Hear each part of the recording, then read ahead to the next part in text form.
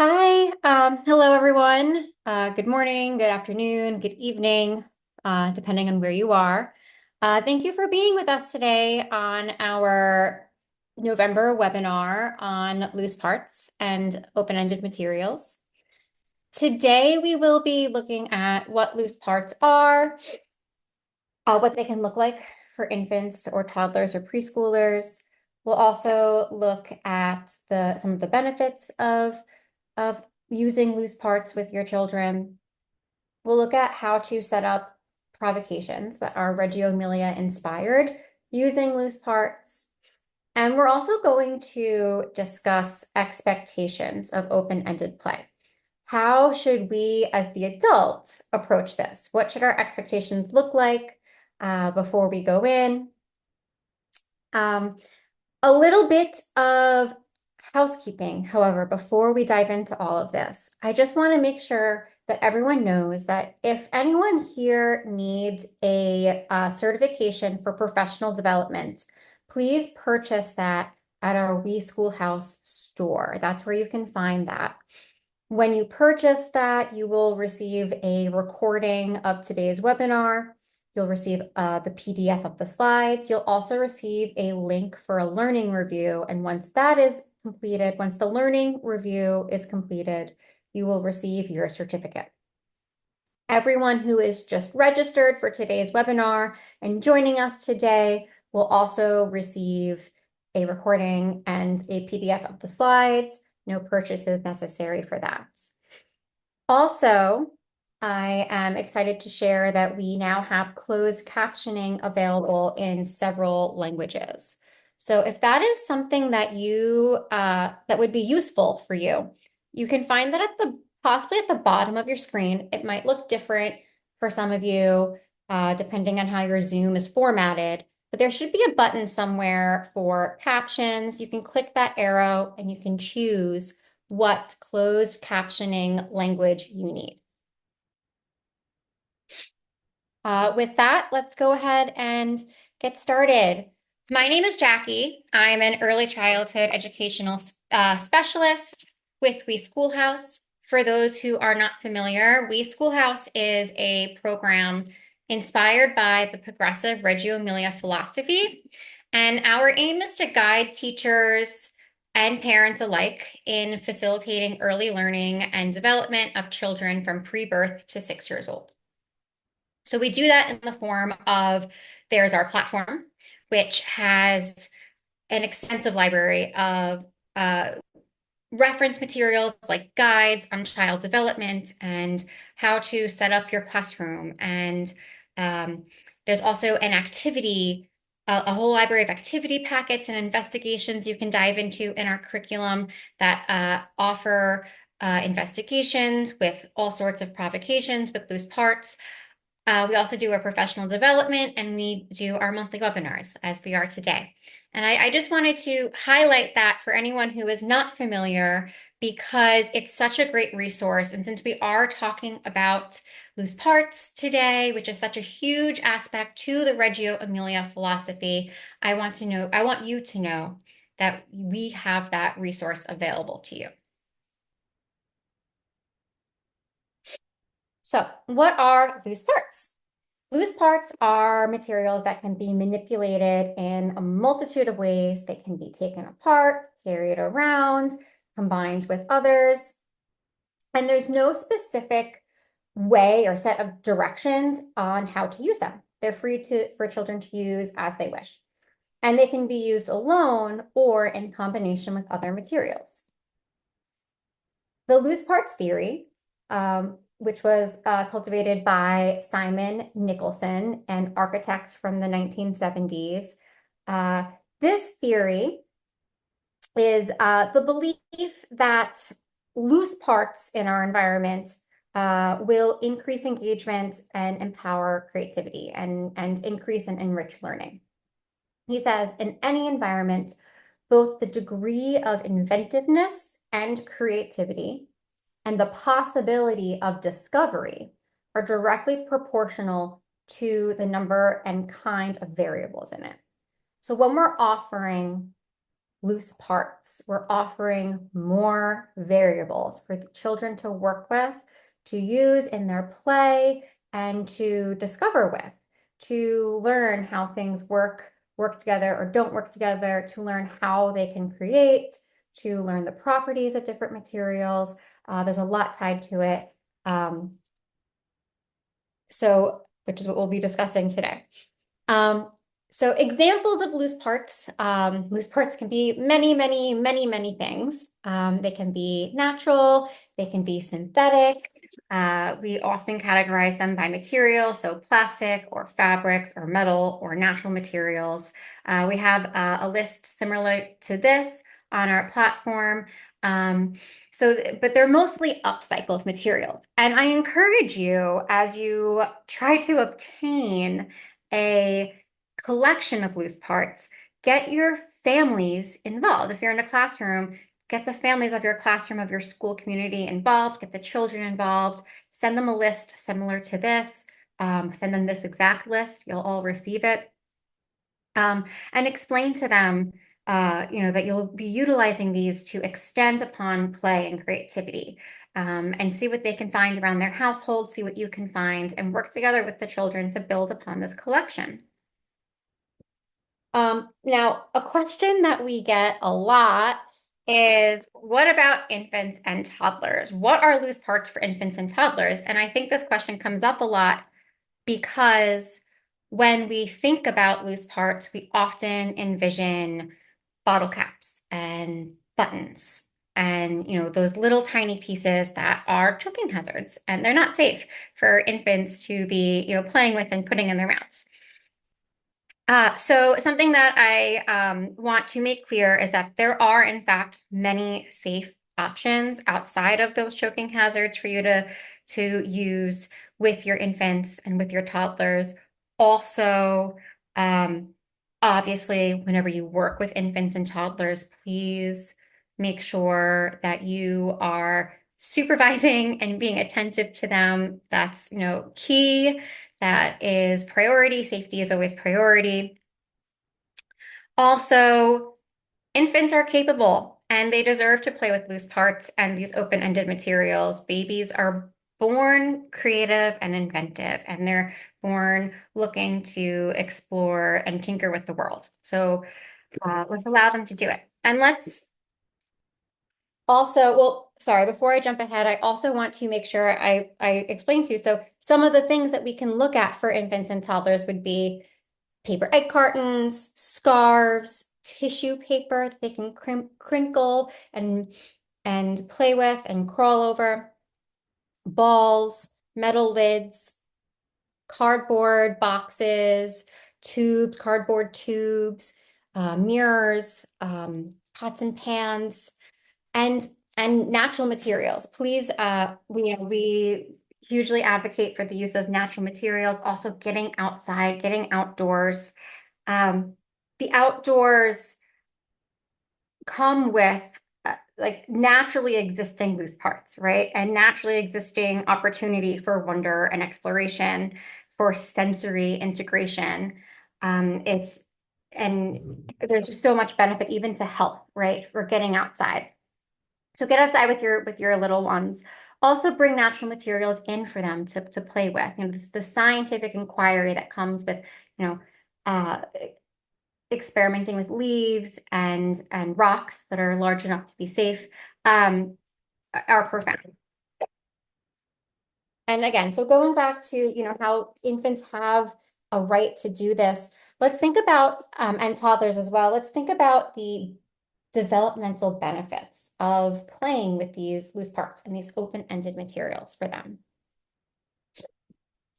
There's, for one, fine and gross motor skills, right? Such as coordination, hand-eye coordination, muscle control, balance, and spatial awareness. Things like grasping onto these pieces, shaking and throwing the materials, carrying the materials around.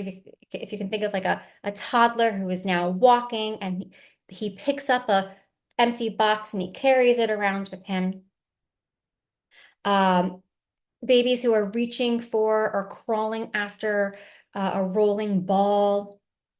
switching objects from one hand to the other. These acts are all supporting these really, really important pieces to physical development. There's also support for our developing sensory systems, such as our auditory skills, our visual perception, ocular tracking, and tactile stimulation. So this comes into play when a child is, or a baby with their eyes is tracking an object that is interesting to them, looking at them and following it with their eyes. Um, and tactile stimulation when they're crawling over, maybe soft but textured pillows, when they are playing with fabric swatches, that tactile stimulation. Of course, also the crawling, all the benefit to crawling as they play with these materials. And also mouthing, right? Because infants and toddlers, they're going to mouth things, especially our infants, right? It's a normal part of their development. That's why we want to be mindful when we're offering loose parts for them to play with. It's also why we want to be attentive to them and watching them closely. But also it's an important part of their development, and it aids in sensory processing in their oral development. So, they are learning about shapes and textures through their mouth. Babies learn through their mouth. They also are learning to use the muscles that exist in their tongue, in their jaws.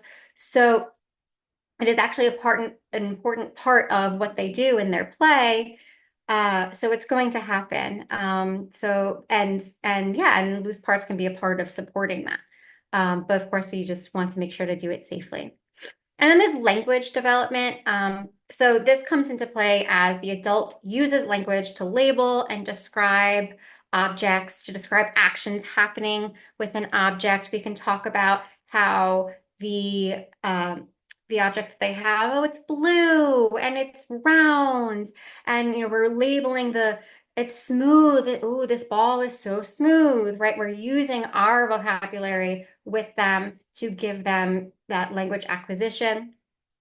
As they're doing actions with the ball. Oh, you dropped the ball. The ball went down. We're constantly narrating as they use these loose parts to help with that language acquisition. And then eventually, as toddlers develop their expressive language, as that unfolds, we'll hear them using these words. And then, of course, cognitive development. So as the babies and the toddlers experiment with these materials, as they learn about the world around them, they learn about the characteristics of these materials and how they work and what they can be used for, as they experiment with cause and effect, and how things fit together or don't fit together. There's so much problem solving in here, and just that cognitive development, that creative thinking, critical thinking starts to develop.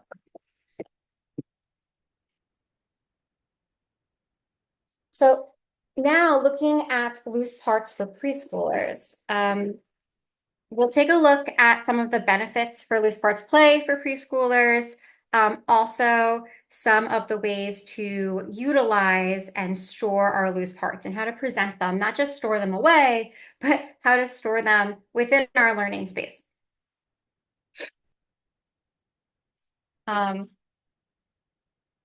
So some benefits for loose parts play when it comes to our preschoolers. For one, definitely it fosters creativity and imagination. Using loose parts can help children develop their creativity. It allows them to develop their own ideas, and explore the world as they play and explore ways of using the materials. Children use loose parts in their imaginative play and their pretend play. They can use these objects to represent different things, right? Like a pine cone can also be an airplane. Or a paper tube can also be a telescope. They can use loose parts to construct more elaborate works of art as well. Using loose parts increases focus and attention span. So it is child-centered, and child-centered play allows children to engage more deeply in the work that they're doing. It allows them to engage more deeply in their own ideas. It's intrinsic and it's self-motivating. We're also going to try to follow their interests too, right? Which is engages them and they get to practice that skill of staying attentive and staying concentrated on their what they're doing. It also promotes collaboration when children get to work together with loose parts, which is something that we really love to see and love to do in our Reggio Emilia, especially inspired classrooms, right? That project work of working together and figuring things out. So like in this photo here, you see there are two boys trying to figure out how to set up a contraptment of ramps for the different balls that they have, and they're working together to create it, right? Which we love to see. And this is just one example of that. Um, it supports executive functioning skills. So things like planning, execution, and revision. It also supports problem solving skills. So, as they figure out what works or what doesn't work, and then they make those revisions. It also fosters emotional well-being. So again, because this play is child-centered and because there is a greater sense of pride that comes from creating something of your own, it really helps with that emotional well-being. It helps with autonomy. It helps with confidence. There's also no pressure in the task because there's no right way of doing it.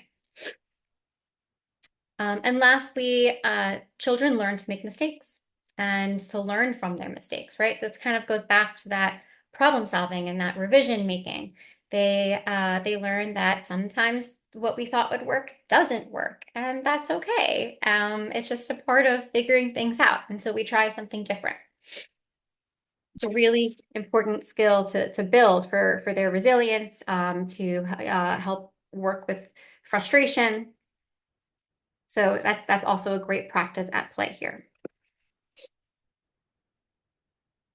Now, thinking about different ways of using and presenting our loose parts. So we'll look at, again, as I said, storing those loose parts in our learning spaces. We're also going to look at using loose parts in various centers, all those play areas or interest areas around our classroom. And we'll also look at using loose parts in art and using loose parts in those more really intentionally curated provocations.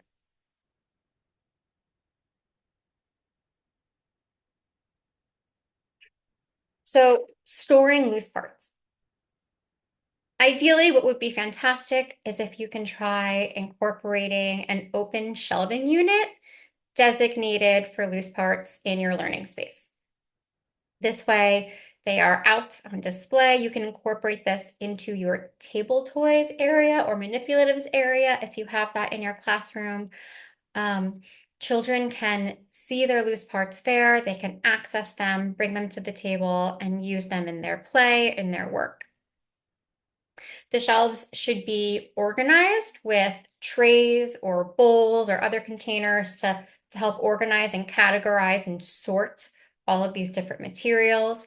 I also always suggest labeling the shelves so that children can see where different items go and belong. This will help with their organizational skills. It also helps them find things and put things away. You can also use baskets, as you see pictured here, a basket full of paper, loose parts. If you don't have the space for a whole shelving unit, you can also utilize storage bins, which can be put away, tucked away somewhere, but then taken out each day for the children to access.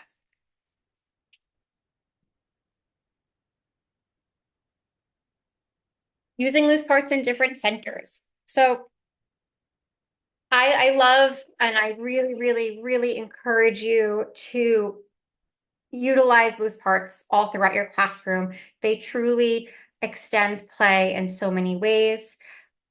In the block center, if you've been to any of my webinars in the past, you might have seen these photos before. I love them. They're from my classroom of many years ago. And the picture on the right, where the boy is building with blocks and the blue and white plastic loose parts materials. They had been learning about Greece at that time, and they were referencing some pictures of Santorini, and they pulled out, we had a container of loose parts, and they pulled out the loose parts from in there, and they started using blue and white pieces to build Santorini in combination with their unit blocks. So adding these pieces, it really adds so much dimension. It expands on their play and on their thinking and how they can think about, oh, how can I really represent this concept that I want to represent, which is, which engages deeper thought about these concepts. They're also, again, they're kind of problem solving if something doesn't work, and these loose parts come in interesting shapes and sizes and weights. So it just adds so much more depth to what they're doing, what they're working with. Next to that photo, they were building a forest, similar thing with different loose parts and plastic pieces to represent parts of their forest. In dramatic play, very commonly we see dramatic play areas that have a kitchen with some play food and kitchen materials. And play food can be great. It can be great for representing multicultural foods, which is very important. However, I will say that play food is also very limited, right? Because a uh, a sausage, a play pretend sausage can only be a sausage, right? But when we bring in loose parts, their imagination gets to thrive. And the possibilities are limitless for them. So if they have a pine cone, well, that can be a sausage too, but it can also be a phone. If they want it to be a phone, they can use these more open-ended materials, like buttons, like natural materials, like scraps from other, upcycled things, to be whatever it is that they want it to be, to really help direct their play and their imagination and where they want to take it.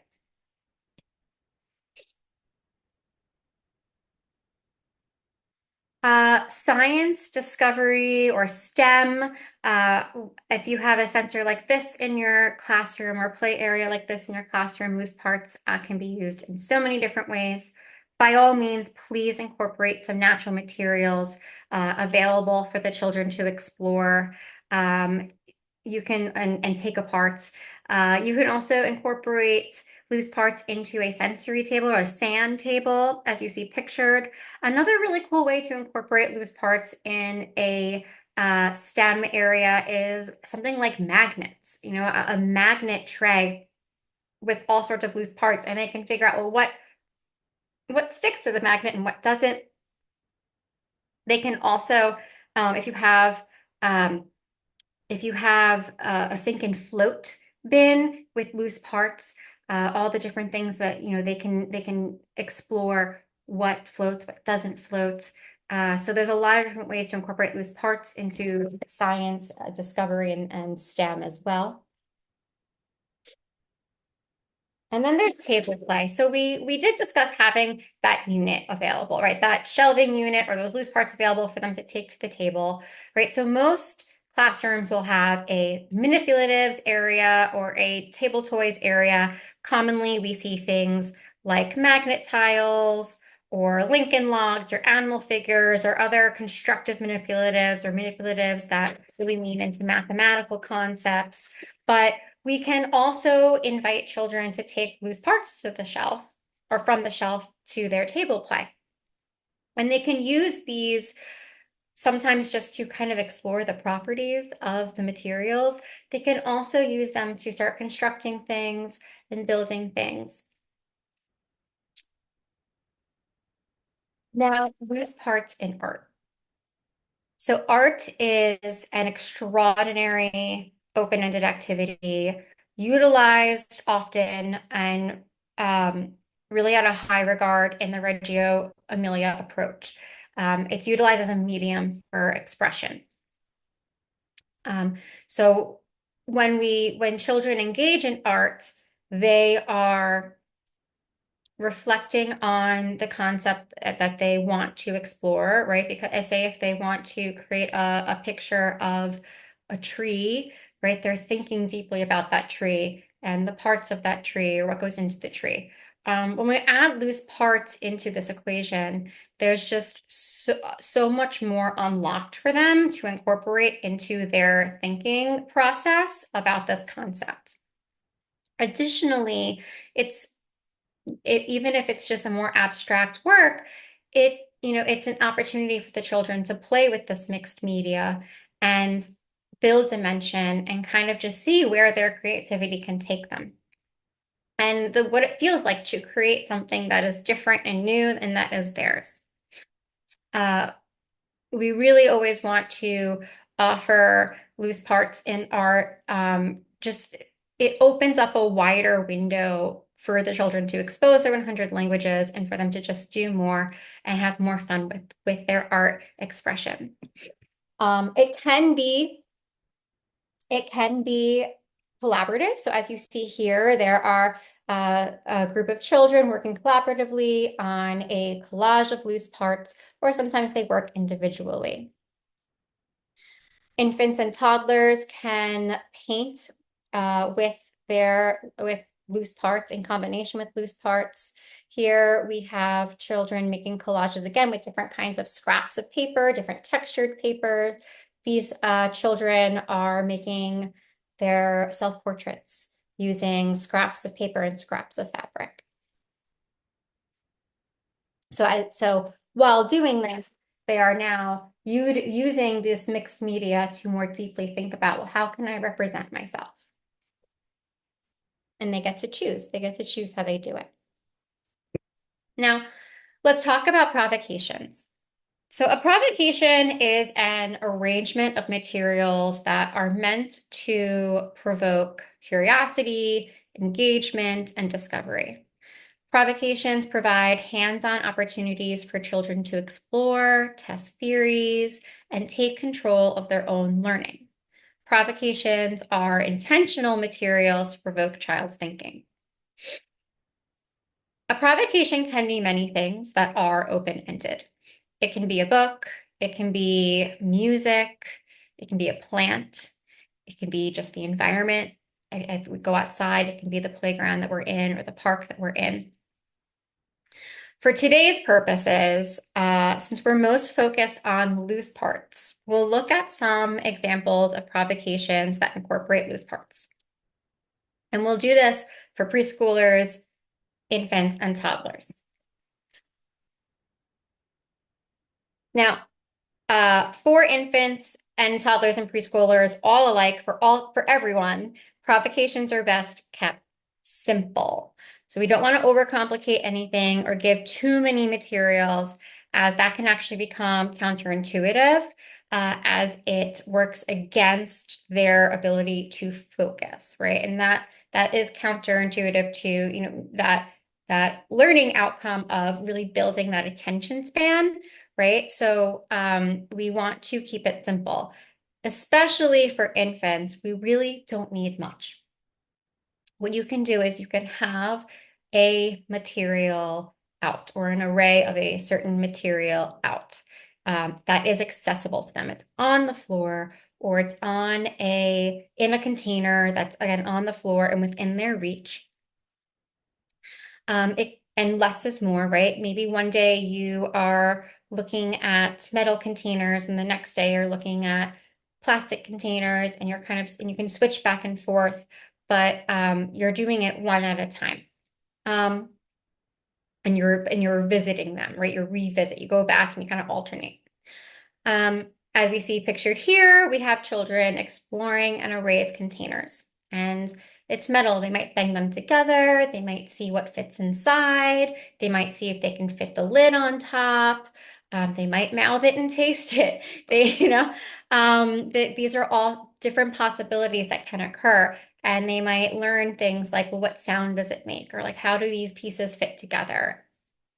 We also have a picture here of infants exploring leaves. A pile of leaves can totally be a provocation for your infants as they crumple the leaves and see what they feel like and see what the texture is like.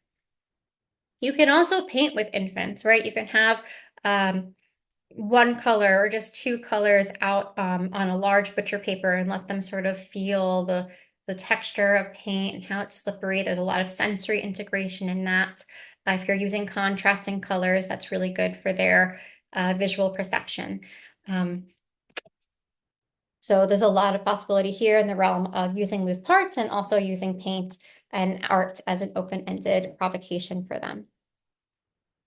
For toddlers, a great example would be sort of like sensory bins. You can have a tray of water with cups.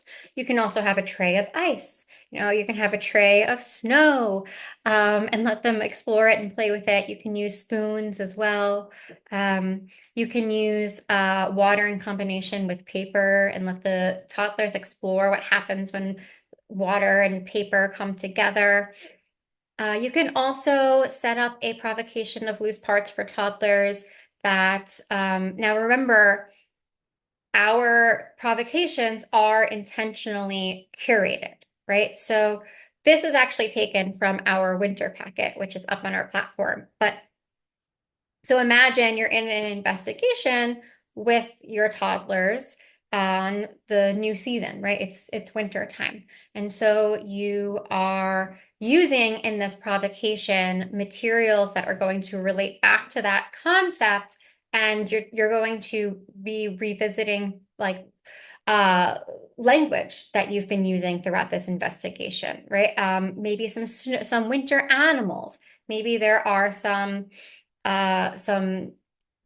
figures of snowflakes or the colors that you've been coming across as you look at books about wintertime. So you are giving them an engaging way to play with these loose parts, but you're reinforcing concepts that they have been learning, like the colors or the animals. And you're able to, as you sit beside them, you can label them, or maybe they're saying them themselves. Oh, the penguin, right? They're toddlers, so they are developing those language skills. We want our provocations to be engaging because they are leaning into the interests and what has been exciting the children. They are interesting because of all the pieces involved. That fight table is so interesting. Who isn't drawn to that? And they're fun to play with, right? So that's where the child will be engaged, and then their attention span will also be building in a skill. Another really great provocation for infants and toddlers are discovery baskets. So a discovery basket can be a container or basket filled with different loose parts under a theme. It can be black and white bits, which are really great. As we said before, those contrasting colors are really good for infant visual perception building.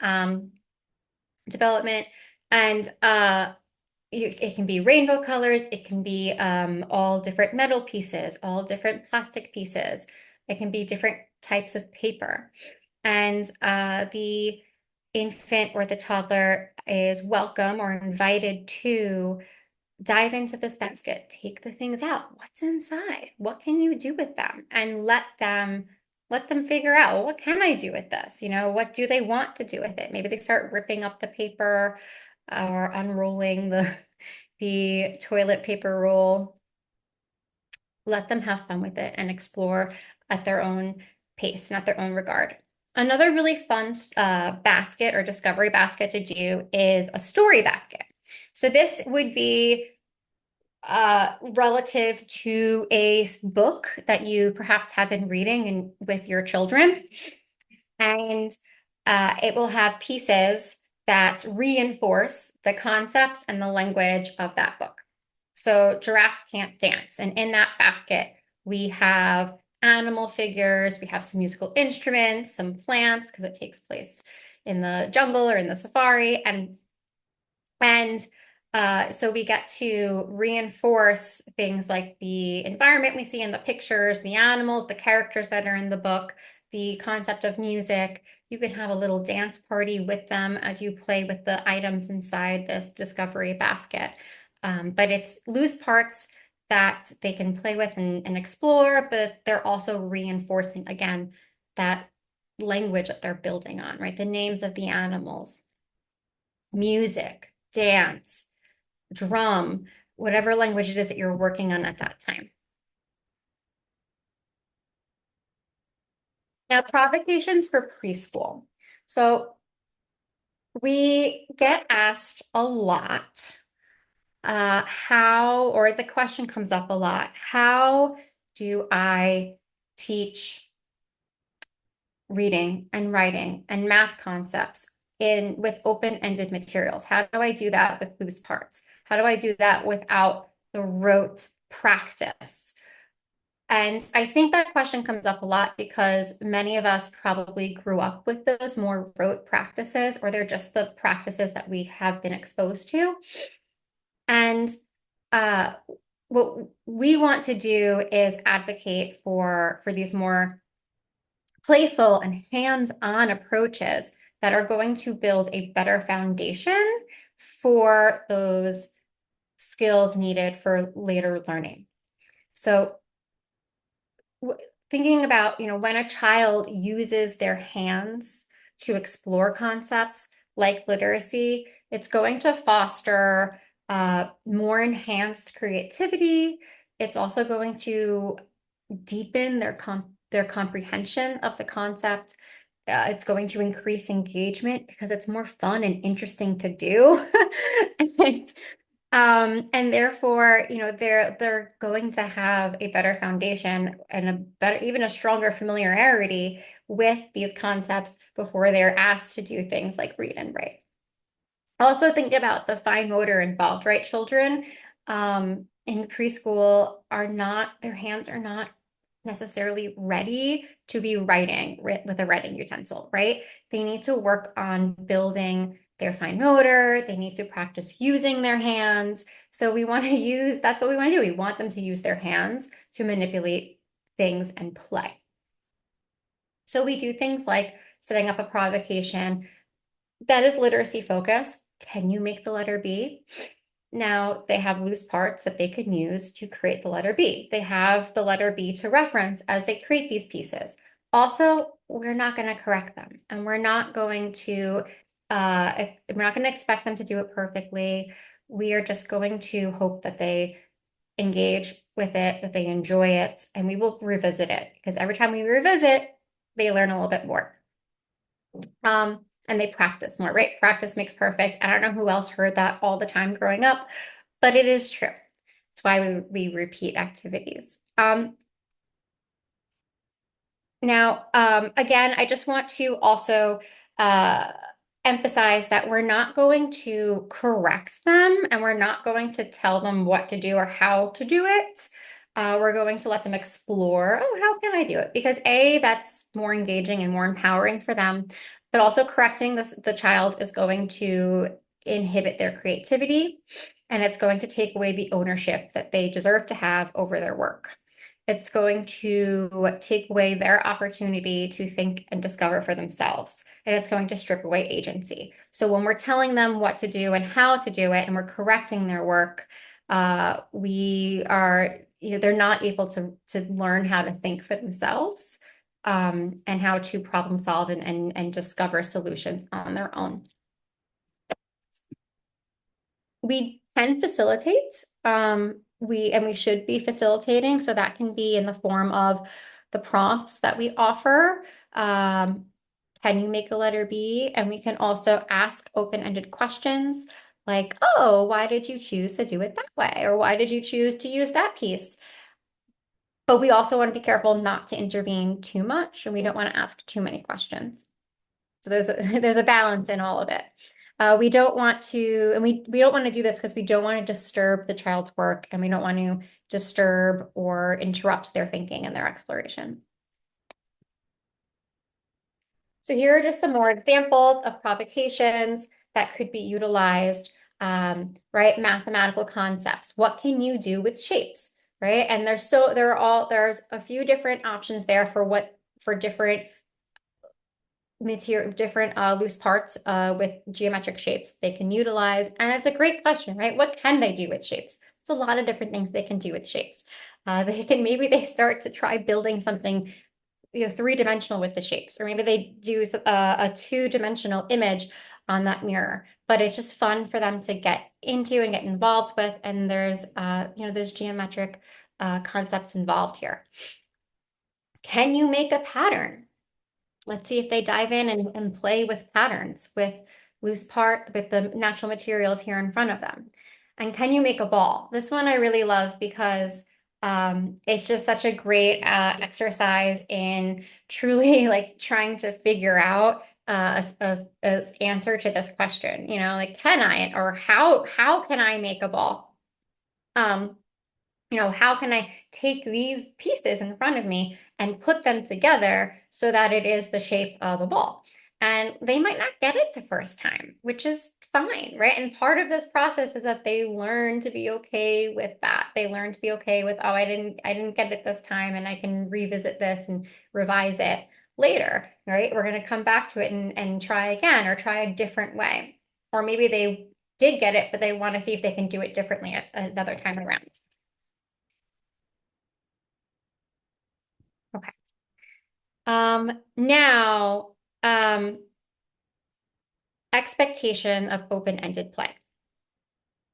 So this is where I want to talk about um, how we as the adult can approach this work with the children, what our expectations should look like. What our expectations should look like for the children. And what we already did touch upon is allowing the child to lead in their experience. And, yes, we can provide a prompt, we can offer facilitation, but we're not telling them what to do or correcting them. Again, because doing so, if we were to correct them, if we were to tell them how to do it, we're not offering that opportunity, which is really the point of those loose parts. The point is to learn how to think and how to create things on their own, and all of the developmental benefits that come with that, the empowerment, the problem solving and executive functioning skills, the fine motor and the gross motor of really working with the materials, and also the engagement, right? It's just not as fun, it's not as engaging for them if we don't let them kind of have their own agency in doing it. I also want to emphasize that we all remember to prioritize the process over the product. So, we we're not concerned with whether or not a preschooler's molded clay looks ideally like the animal they had intended it to be, or they say that it is intended to be. What we are prioritizing are the learning and developmental outcomes of the experience of molding the clay and of choosing the loose parts we use they use within their project. The motor skill of molding the clay, right, and manipulating those loose parts, the exploration of geometry involved, the problem solving of, using what tools help them along the process, and of course, the emotional benefit of creating something that is their own. So it's really about that experience, not what it looks like in the end. And that's also why we don't want to tell them what it should look like at the end, right? There's no right way. We also want to embrace and normalize the mess. It's going to be messy, especially if we have sensory bins filled with water in our toddler room, or we're finger painting, and our toddlers and our infants are going to be covered in paint. Even our preschoolers can wind up covered in paint. Maybe what started on the butcher paper then gravitated to, can I paint my body? I mean, these things happen. It's going to get messy, and that's okay. It's part of their experience. The mess in itself is a learning experience. There's sensory integration, right? If they're now painting their hands, it's because they were curious about painting their hands, and now they've learned about it, right? And they've learned now that, oh, when I paint my hands, I also have to make sure that I then wash them. So there's so much learning in the mess making itself. Our expectation around cleanup.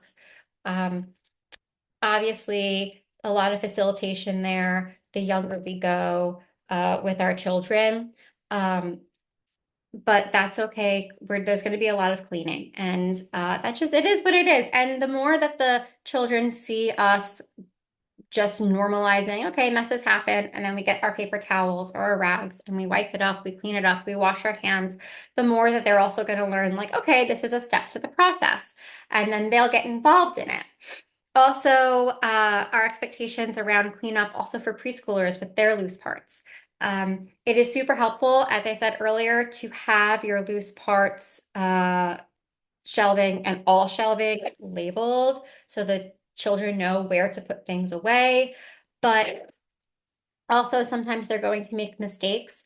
That's okay. This is a process for them as well, learning how to organize all of these materials. So celebrate their wins. Celebrate like, oh, like they put everything away. That's fantastic. Maybe it's in the wrong baskets, but they put everything away. Their effort was there. And just be their cheerleader in that. And try your best as the adult, because I know this is hard, not to get overwhelmed and frustrated, right? We also have to model that for them.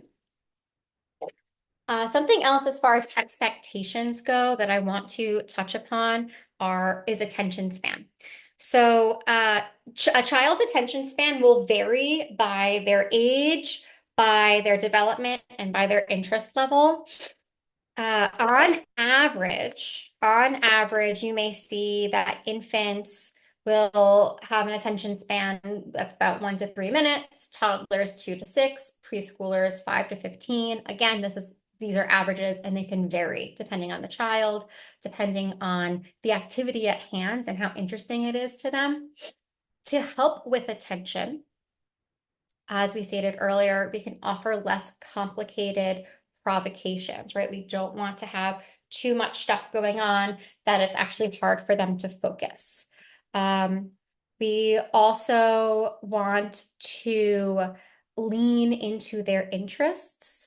So this will help build attention and concentration as well, because when the provocation is interesting to them, they're more engaged. They will tend to it for longer. So if you are in an investigation about owls in your classroom and you find that the children get especially excited over the owl babies, set up a provocation around building an owl nest for the owl babies. They will love it, and they will do it maybe more than once, figuring out different ways to build the nest, or they'll do it together and they'll attend to it for longer. And as we said, that attention span, that concentration, it's an acquired skill. It's a skill they need to practice at. So the more engaged they are in an activity, the better practice and they're going to have in that concentration. Also at the same time, so I listed this intention span because I also want you to not expect a child to sit for too long, especially, I mean, if we're working with a toddler, the activity, this beautiful provocation we maybe put together for them, it might only last 5 minutes, right? And that's okay. That is the expectation. That's okay. 5 minutes and they're done, so they're done, right? But at the same time, we also don't want to rush the child's process. So if we find that our child is really taking longer and they're super engaged in the provocation, that's a beautiful thing, right? They're really interested and they're learning. They're engulfed in this experience. But you want to plan for that. So if you are conducting these provocations, if you're inviting children to come to a provocation during your play period in your day, say you have a morning play period, and the children are taking turns, when one is done, another joins, don't have a child sit down at this activity if it's too close to that transition time, because you don't want to end up cutting their time short if they're in it, right? So just think ahead about things like that in your planning. And then I want to get into repeating and revisiting provocations. So it's really important that we repeat them for because more practice, the more we revisit and practice these skills, the better they're going to learn and understand it, right? The more times we revisit a provocation on winter, that light table, that winter loose part light table for the toddlers, the more they're going to be able to engage in the language that's involved, the concepts that are involved, and the better that's going to be instilled in them. And the more it'll lead to a sense of mastery and confidence around these concepts. Um, and the better practice they'll have in the motor skills involved, right? And the better they can problem solve, the better at practice they have at problem solving. So we want to be able to repeat activities.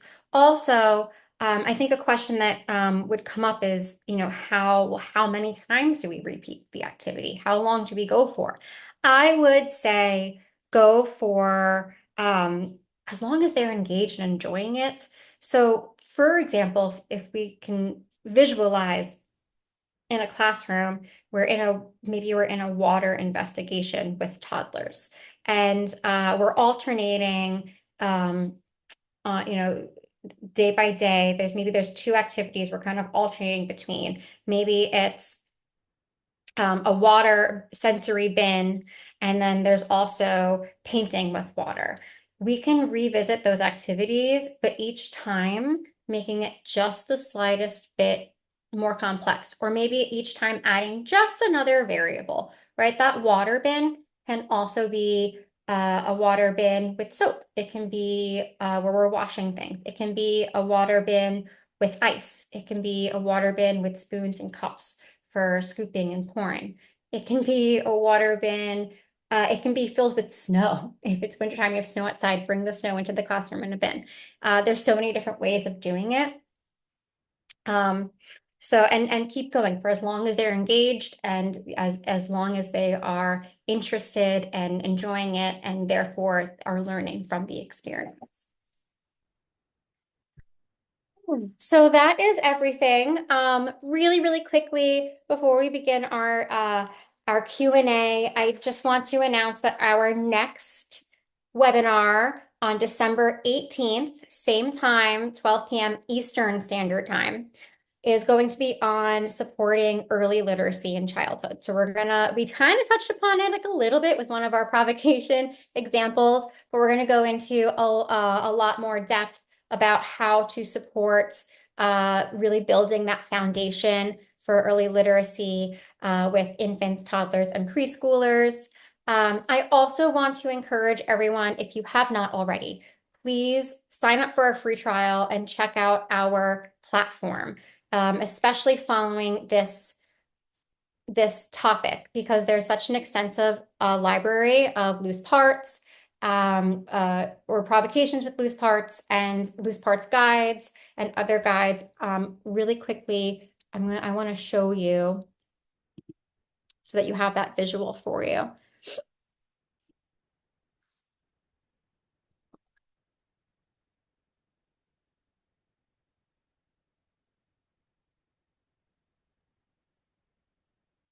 I'm sorry, I had it open. Where'd it go?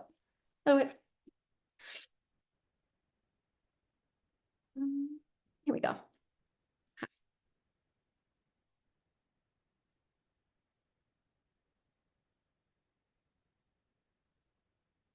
I got logged out. Sorry.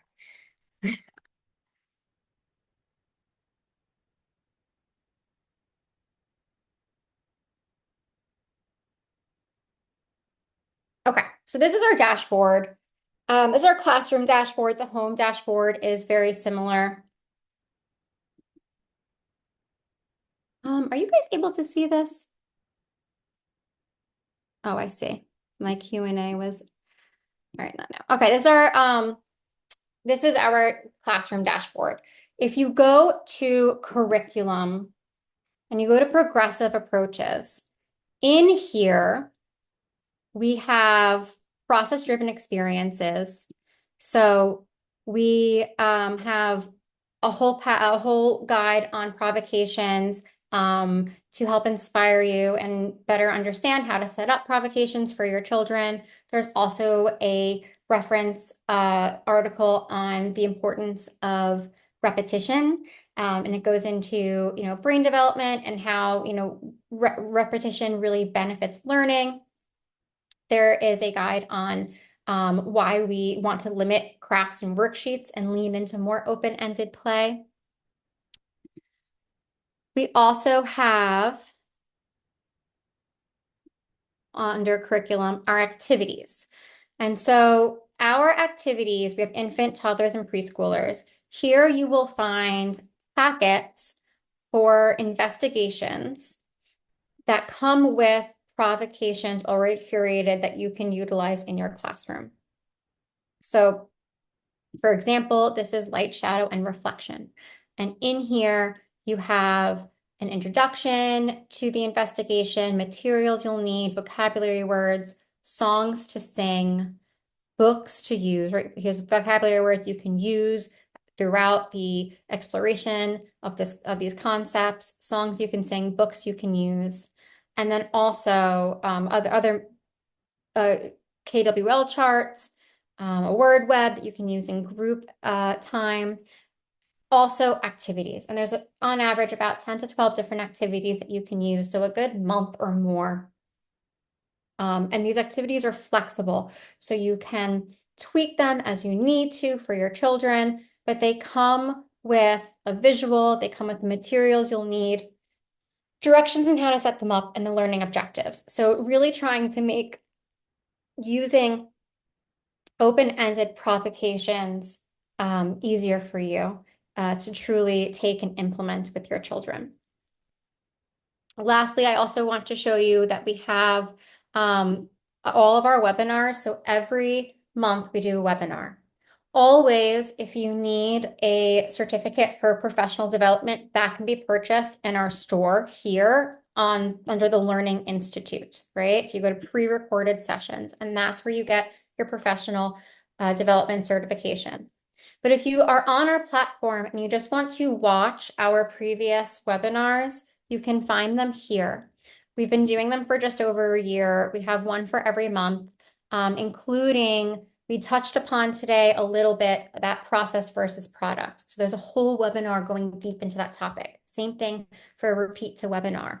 I'm sorry, repeat to remember. There's a whole webinar going deep into that topic. So I encourage you to check it out.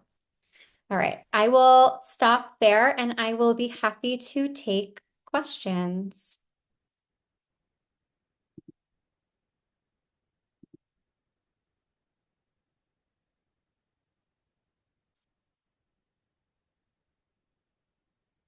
Yeah.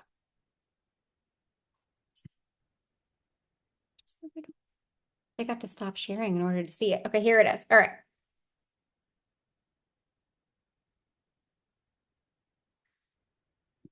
Can you touch more on loose parts and scaffolding play for infants and toddlers? Yeah, so I mean, scaffolding will come in the form of the materials that you're offering them. So maybe I touched upon it a little bit towards the end, how, we're going to revisit these activities kind of each time, building upon them, right? And adding new variables.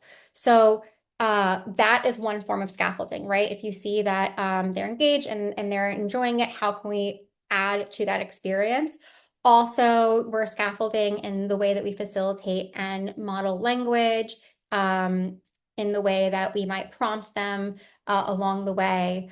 Yeah, so I would say scaffolding comes in that form, in the way that they're engaging with these loose parts and other open-ended provocations we provide for them.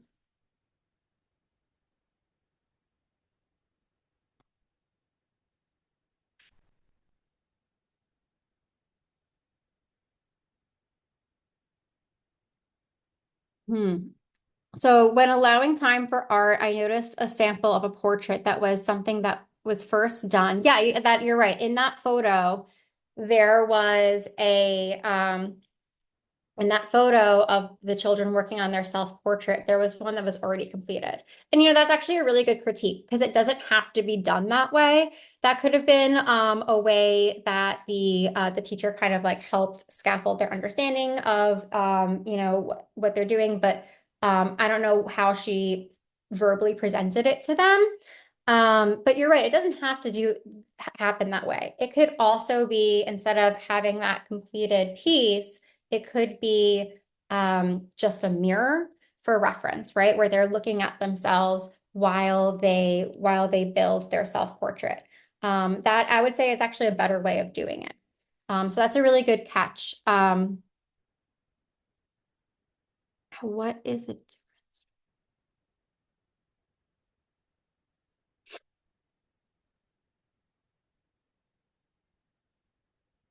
You don't, okay, you don't give instructions for loose parts at all. Correct.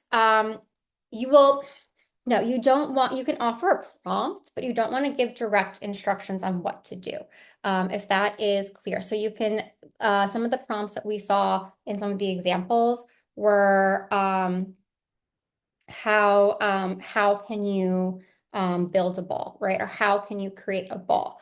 And so it's a very open-ended for like how they're going to actually approach that task.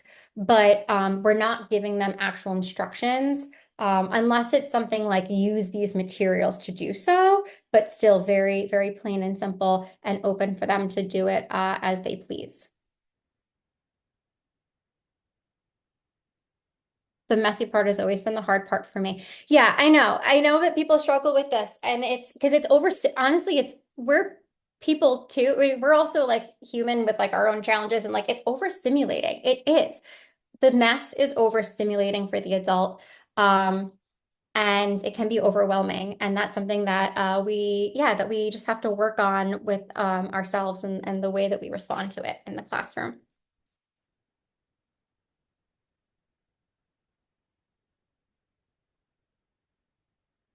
What about kids that don't seem to want to do anything except puzzles on their own? I run a bilingual daycare with kids aged 3 to 4.5 at the moment. Some, eh, yeah, I mean, I would try just seeing if you could replace the puzzles with like you can create like offer a prompt like turning loose parts into a puzzle.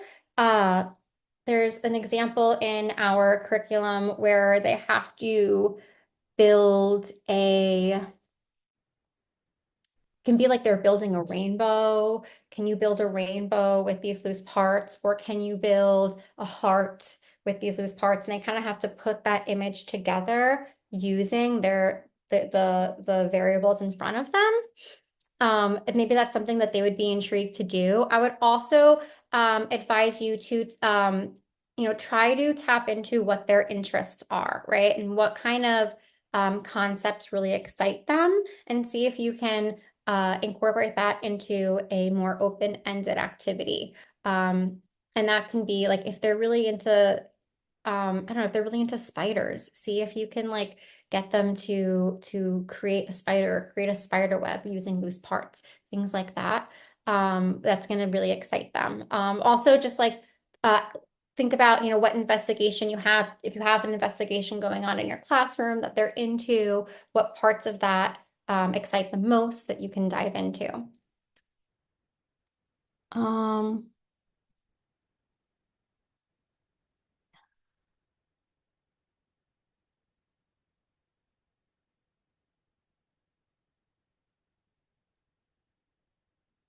Is the provocation setup different from the toys materials already available in the center's interest areas?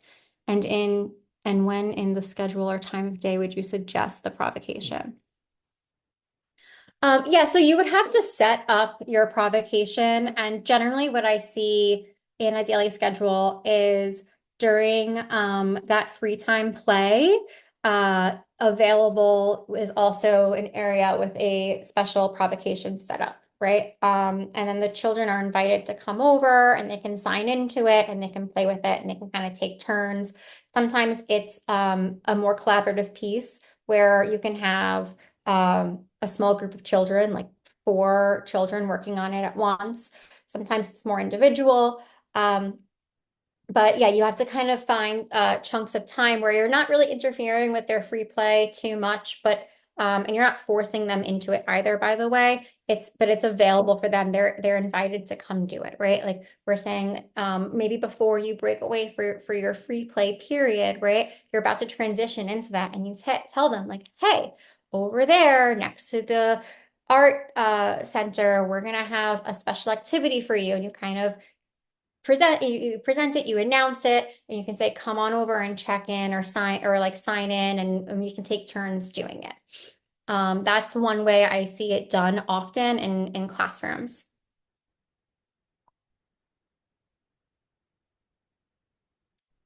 Um, um,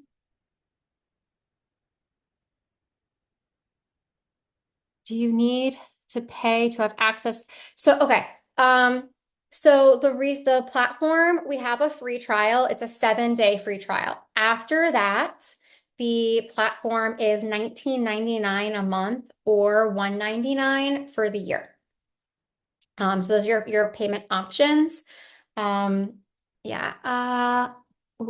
Sorry, the questions kind of just bounced around a whole bunch. I have a question. I'm sorry if I just missed questions, by the way, guys. Some of them disappeared. I have a question. How can you assess the learning goal under objectives achieved by using provocations with loose parts besides the documentation? So you should always have on you or like in your resource, in your, you know, binder of resources, or wherever you keep your resources, have with you always a guidelines for developmental learning and objectives. Usually if you're in the United States, different states have your guides. We Schoolhouse also has learning standards and milestones checklists that you can follow, and be using these reference tools as you observe the children to see what they're hitting, right? Um, and um, Yeah, so if aside from documentation, right, you're always documenting, and that can be informal inference notes of what the children are doing and what they're saying, what their dialogue is. It can also be, you're referring to those checklists to see, what demonstrations of learning objectives they are hitting. Um, Thank you so much for saying thank you. Thank you so much for being here. Your engagement is why I'm here and why I keep doing this. Um,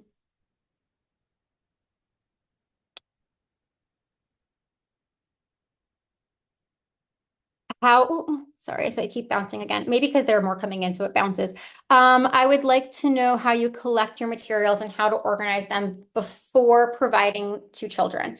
So, one way I collect them is, I go through my house and I look at what I have, and knowing ahead that I want to hold on to loose parts, I will not throw out bottle caps, and I hoard cardboard things like that. And then I would also, in the classroom, I ask families to contribute as well. And this is where there's a little bit of like you have to engage the families in this, and you have to educate them on what loose parts are and what you're using them for, what the purpose of them is for, and tell them like, hey, like I can use your help and it's free. I just need you to like collect your like things that you're not using or you're going to throw away. And we're going to upcycle these materials in our classroom to extend and enhance our learning. And so the families can help contribute. The children can also help contribute. They can go on a scavenger hunt at home, and or you can go on a scavenger hunt with your child in your home, and you can collect these materials. And then, of course, you have to sort them and organize them for your class. Thank you, Angela, for coming and using your free time to be with us today. Someone's asking if we follow any specific curriculum or if it's our own. So we have built our own curriculum, um, obviously um, referencing we're from our team is based out of New York. So we largely reference New York learning standards, which are very similar to what you'll find across the states, and referencing other materials, as a guide for, what we are implementing in our curriculum, but we have built our own curriculum. What is my personal favorite book to use for story baskets? I don't think I have one. There's so many. There's so many amazing, amazing books. I mean, I guess my personal favorite would be like whatever book my daughter is super into at the time. Like right now, she's 3, and we have a book on ocean sea life that she asks me to read every day to her. So that's what we've been reading, and playing with ocean animals, and yeah, that's it's yeah, whatever is what my child is most interested in, that's what I'm most interested in as well. Uh, do you think adding glue takes away from the loose parts process and becomes the focus for the no, glue is no, I don't think glue takes away from loose parts. I mean, you don't have to use glue, right? Like it can be um if they're building say they're trying to construct an image with those loose parts, it can be something that is later taken apart, right? And then the loose parts are reused for something else. But you can absolutely use glue so that it becomes a permanent piece. And then we can hang that up on display. I guess maybe the concern is that the glue becomes distracting because it can be messy, and maybe they'd rather play with the glue than the loose parts. Um, I would say, listen, any kind of exploration that they're doing, if they've become very intrigued by this like viscous, I don't know what kind of glue you're using, but if they become very intrigued by that glue, that's fine. You can talk about the glue and like what it's used for, and like let them feel it out. You can also, if it's becoming too much of a mess and too much of a distraction, you can also maybe offer the glue in a different way where it's a little bit more stabilized. Sometimes I like to do little jars or caps filled with glue and like a paintbrush. Um, I'm very having a very hard time helping teachers transition from product art to process art. They have been doing product art for years and always go back to it. What do you suggest other than training to help encourage them? Um, Practice. Yeah, they're having a hard time. Yeah, practice. Honestly, have them create art. Like, seriously, like maybe do a session with your staff and like, give them an open-ended activity and ask them to create art, and then talk about their experience of creating art. Maybe that's one way to get them to understand it more, and get it hands-on for them. Um, and yeah, I mean, if the train, I mean, and also you can please reach out to us, and if we can help with the training in any way, to really like dive deeper into this for you and your staff, like we would love to. Um, I have many neurodivergent children in my classroom, and several are quite rough and destructive with materials. How would you suggest a setup that is geared to this type of behavior? So this one's tough to answer because I want my advice to be individualized for the children you have at hand. Um, I mean, you might just need to think deeply about the materials you are providing for them, right? If because of where they are developmentally, they need their, certain materials work better for them, lean into those more. I would also think about, what's happening around the loose parts activity. And by that, I mean, before and after, right? So what are the routines looking like in your day? also physically around them while they're playing, right? Is there any kind of overstimulation happening that's causing them to act out a bit? There could be a lot of factors that go into, why the children are becoming more um, more rough and destructive. Sometimes, yeah, sometimes like it's something in like the routines, like if there's a lot of transitions in your day and maybe that needs to be tightened up for them a little bit. Maybe they need more calming time. Um, yeah, there's a lot of factors that can go into that. It might not be the loose parts play itself. It might be what's happening around the loose parts play. Our setting is quite large. We don't want to restrict investigation. However, find with 60 plus children, we have to be more, oh, we have to be aware more of where we follow these parts. For example, LP and Psi. Hmm. Yeah. So, I mean, I'm going to assume these 60 children, 60 plus children are like, they're in their separate classrooms and, um, where we can allow for loose parts. So, yeah, I mean, I would say like each classroom should have their own loose parts that they're utilizing that are developmentally appropriate for the children in their rooms. You can also have, if you have the space for it, if you have an atelier or like a separate art room or loose parts storage room, if you're thinking about where to allow them, that can be maybe a room that's utilized that children can visit if that can be scheduled into their day. Um, and yeah, I mean, how to allow loose parts. Um, Yeah, so it just making sure you have loose parts available for each classroom in each classroom, but that are appropriate to the children in those rooms. And you can talk to your teachers about, managing that. How do you document their work throughout the investigation with the process, and how do you inspire them further with the materials? So, okay, let's on the documentation side, you're going to document, there are a lot of different ways I used to document. Um, so just efficient, like just speaking to efficiency. You can do pen on paper if that's what you're more comfortable with as you write down notes.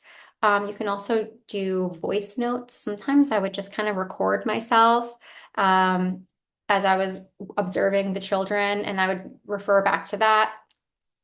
You can take pictures, you can take video. Sometimes video footage can be really helpful as far um, I lost that question, just disappeared, but as far as video, having reference material, documentation to refer back to.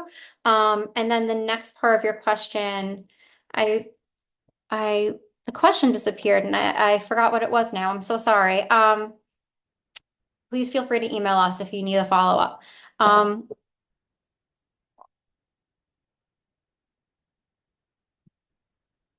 are there some kids for whom it's not appropriate, for whom it's too stimulating, or does it benefit all because of general development? I mean, I would say open-ended play benefits all. Um, it shouldn't be too stimulating. Curate it so that it meets the children you're working with, who they are and what they need in their environment and what interests they have. Try to offer loose parts in smaller quantities, right? We talked about how less is more, right? We don't want it to, if we give them too much, that can maybe become overstimulating or overwhelming, or it inhibits their focus. But I wouldn't say that there are children loose parts are not appropriate for. I would say like you want to know your children and give them loose parts that are appropriate for them. Like maybe not all loose parts are going to be appropriate for all children. Uh, for example, like we wouldn't give little buttons to like little tiny buttons to babies to play with necessarily. Yeah, it's something that we might be cautious around doing. Um, but in a generalized way, no, like there should be loose parts that are appropriate for everyone.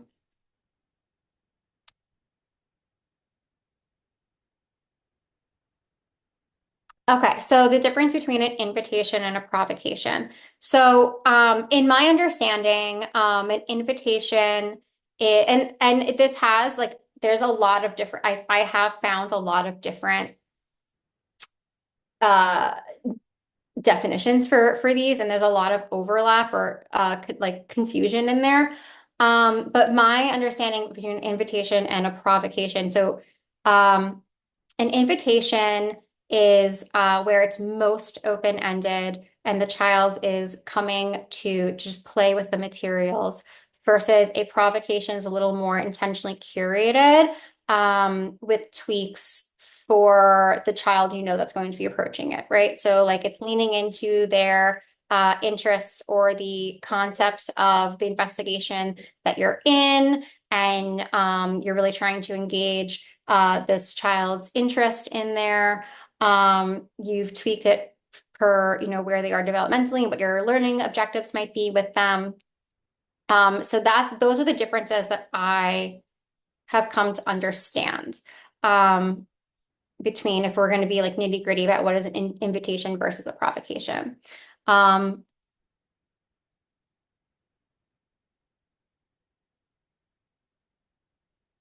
how loose parts okay, loose parts for the playground.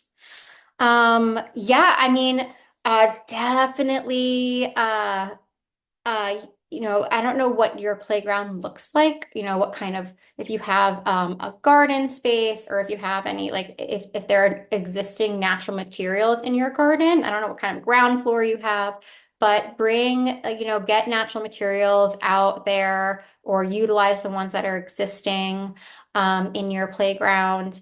Um, wood and rocks and sand.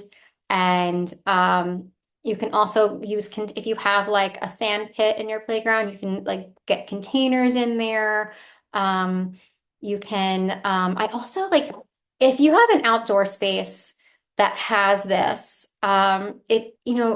go bring the children outside and go on a scavenger hunt for loose parts in nature. Find pine cones, find acorns, find twigs, find tree bark, gather leaves.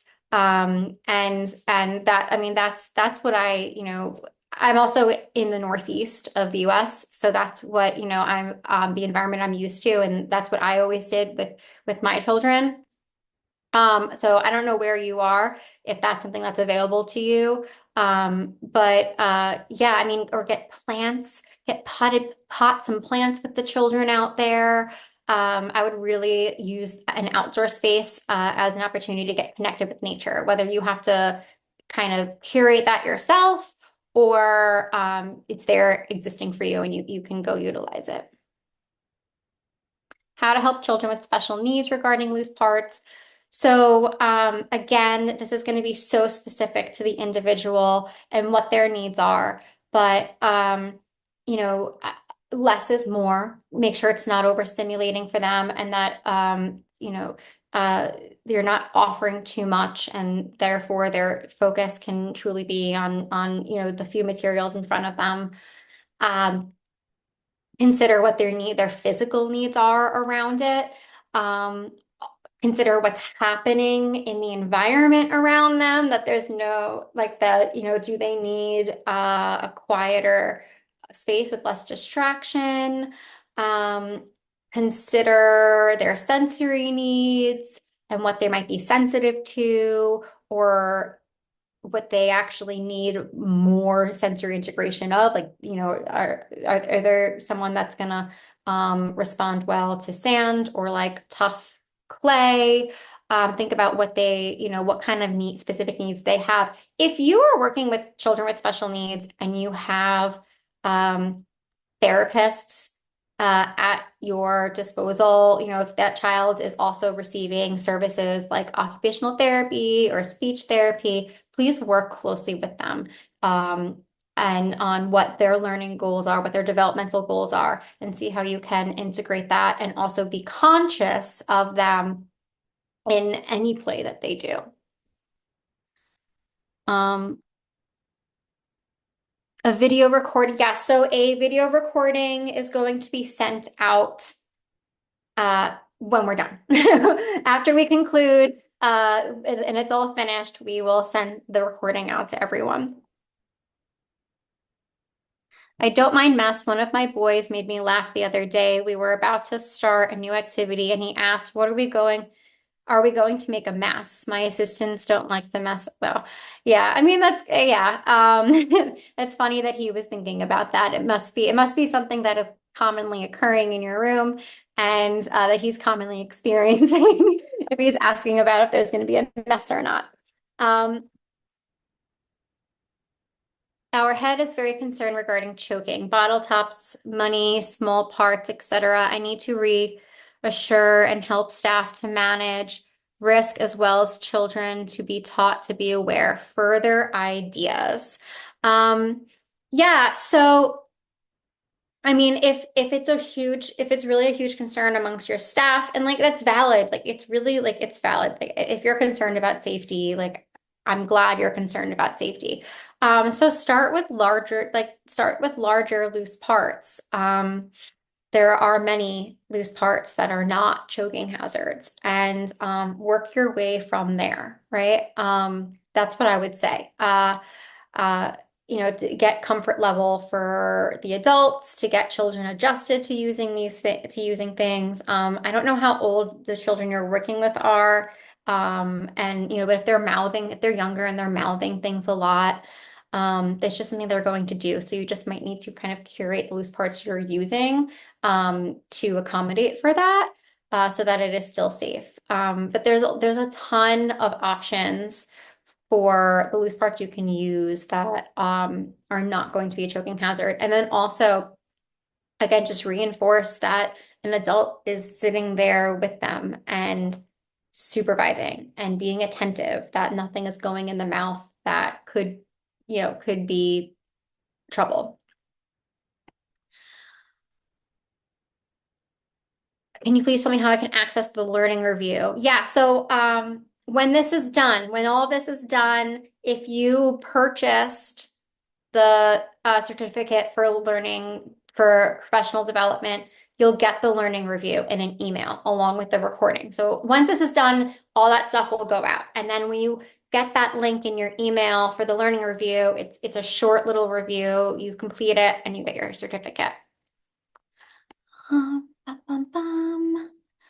All right, and I'm seeing lots of thank yous. I just want, oh, one more. Can you please tell me how to, oh, wait, I just answered that one. I'm sorry. Okay, I think I got everyone then. How long do you have to complete the review?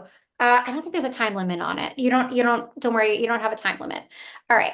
Thank you, everyone. You guys are amazing. Thank you for your engagement. Please always reach out if you want further follow-up on anything discussed today. All right, take care, guys. Bye.